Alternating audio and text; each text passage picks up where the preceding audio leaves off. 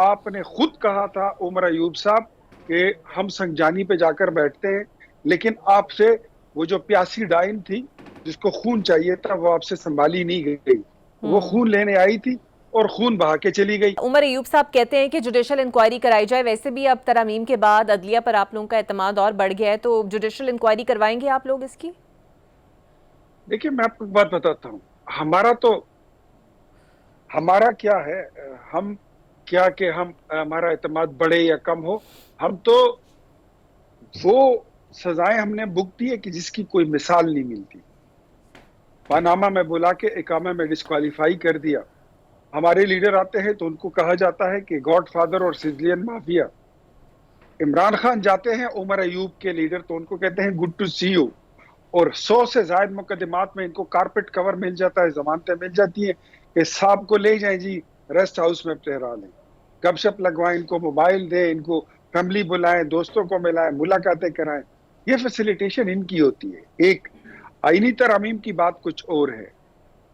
آپ کا سوال تھا عمر ایوب نے جو کہا جی کہ جوڈیشل انکوائری، اب آپ ہر ہفتے بدماشی کرو، آپ ہر ہفتے 10 دن بعد کال دو، اور آپ ہر ہفتے کوئی ان کی ہسٹری دیکھیں کہ کوئی ایسا واقعہ، کوئی ایسا ان کا کوئی ریلی یا کوئی جلسہ نہیں ہوا جس میں انہوں نے نقصان نہ پہنچایا ہو، جس میں انہوں نے انتشار نہ پھیلایا ہو، اور پھر اس کے لیے یہ مطالبے جی ان کے لیے جوڈیشل انکوائری بنا دو۔ عدالتوں کو گزشتہ 7-8 سالوں سے انہوں نے انہی کاموں میں بزی رکھا ہوا ہے، بلکہ 2014 سے کہ جی ہم نے یہ شرارت کر دی ہے تو یہ ہم پہ ویسے الزام ہے، اب اس کے لیے جوڈیشل انکوائری بنائے، وہ شرارت ہم نے کر دی اب اس کے لیے بنائے۔ تو عدالتوں کا اور کوئی کام نہیں ہے، یہ سارا دن سازشیں کریں، انتشارے پہ لائیں، اور پھر اس کے لیے عدالتیں جو ہے تو وہ اپنا کام چھوڑ کے ان کی صفائیاں دیکھیں کہ یہ کتنے اس میں ذمہ دار ہیں اور کتنے نہیں ہیں۔ میرے خیال میں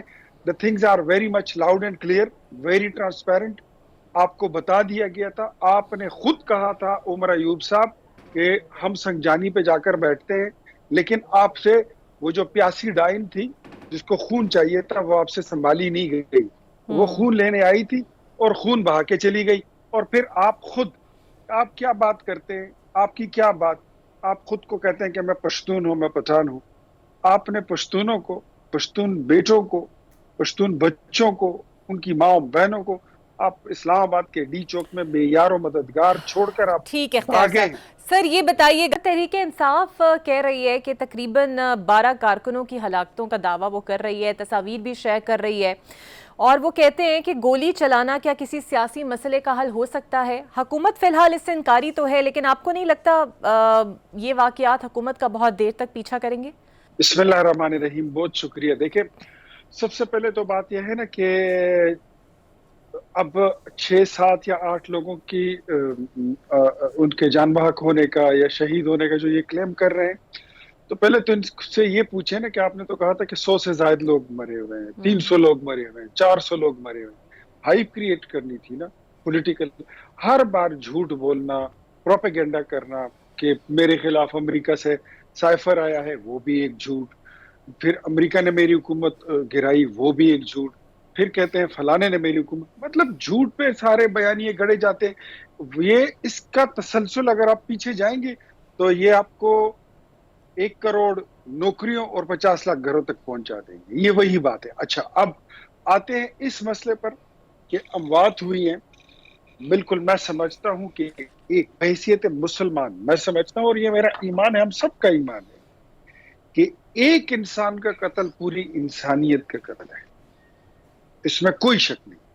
لیکن آپ مجھے بتائیں، جب آپ کو یہ بتا دیا جاتا ہے کہ سیکشن 144 بھی لگا ہے، ہائی کورٹ نے وہاں پر آنے سے اور لوگوں کو اسمبل کرنے سے اور جلسہ کرنے سے بھی آپ کو منع کر دیا ہے، بیلاروس کا صدر وہاں پر آیا ہے، اور پاکستان کے آپ کو پتہ ہے کہ ہمارے کتنے اچھے اکانومی کے حالات یہ چھوڑ کر گئے ہیں، وہاں پر آپ کے کاروباری معاہدے ہو رہے ہیں، ایم او یو سائن ہو رہے ہیں۔ ایسے حالات میں 245 لگ گیا، فوج کو طلب کر لیا گیا، اور آپ بضد ہیں، آپ کی سینئر قیادت پارٹی کی کہہ رہی ہے کہ سنجانی میں بیٹھ جاتے ہیں۔ لیکن آپ کہتے ہیں کہ نہیں ہم نے تو بیٹھنا نہیں ہے, ہم نے تو ڈی چوک میں جانا ہے. تو آپ پتہ کریں کہ پھر یہ کس نے کیا. اور آتے ساتھ میں پہلے ان کو کہہ رہا تھا کہ ان کی اپنی صفوں میں کچھ ایسے لوگ شامل ہیں جن کو خون چاہیے. ان کے جو مقاصد ہیں وہ پولیٹیکل نہیں ہیں. خون لیے بغیر انہوں نے واپس جانا نہیں ہے. ان کی ریلی میں کالعدم تنظیموں کے لوگ شامل تھے جن کے پاس لیتھل ویپنز تھے, AK-47, MP4, M16, گلاک 19, گلاک 17 کے پسٹل. آتے ساتھ ایک پولیس والے کو مار دیا, 4 رینجرز والے کو مار دیا. کیا وہ انسان نہیں ہے؟ کیا اس پہ قانون حرکت میں نہیں آئے گا؟ کیا مجھے یہ بتائیے کسی فورس کے پاس, تو کسی دونوں ہی ہے نا انڈیویجول سر, کے پاس. انسان تو دونوں ہی ہیں. آپ جانتے ہیں نون لیگ کے ساتھ ماڈل ٹاؤن والا واقعہ ہوا اور اس نے آج تک وہ دھبا نون لیگ کے اوپر موجود ہے. تو اگر یہ واقعی ثابت ہو گیا سر تو یہ بھی آپ لوگوں کے ساتھ ہی جائے گا. دیکھیں نون لیگ میں کیا ادھر خدا نخواستہ شہباز شریف یا رانا ثناء اللہ یا میاں نواز شریف نے بندوق پکڑ کر وہ بیٹھے ہوئے تھے اور ان کو گولیاں مار رہے تھے؟ ایسی تو کوئی بات نہیں تھی نا. لیکن رٹ جس کو کہتے ہیں ریاست کی, اور ریاست جس کو کہتے ہیں وہ یہی ہوتی ہے کہ پھر آپ کو ایک لائن دی جاتی ہے, ایک لائن ڈرا ہوتی ہے کہ نو اسٹیپ بیانڈ دس لائن. آپ نے اس کو کراس نہیں کرنا, آپ نے اس سے آگے نہیں ہے. یہی ریاست ہوتی ہے جو پھر آپ کو کہہ دیتی ہے کہ احتجاج کرنا ہے کرو, پروٹیسٹ کرنا ہے کرو, ریلی کرو, جلسہ کرو, دھرنا دو, بٹ اس لکیر سے آپ نے آگے نہیں آنا. بالکل صحیح. ادھر پھر ریاست چیلنج ہو رہا اور ہے. اختیار صاحب بالکل ٹھیک ہے, آپ وہاں پر ریاست کی گریبان میں ہاتھ ڈالو گے تو پھر وہ نواز شریف نہیں ہے, وہ شہباز بھی نہیں ہے, وہ رانا ثناء اللہ بھی نہیں ہے, وہ پھر محسن نقوی بھی نہیں ہے. وہ پھر ریاست ہوتی ہے. وہ پھر بالکل ٹھیک. اچھا اپوزیشن لیڈر سر دعویٰ کر رہے ہیں سر, اپوزیشن لیڈر نہ جنگل کا قانون ہے اور نہ یہ بنانا ریپبلک پھر ریاست حرکت میں آتی ہے.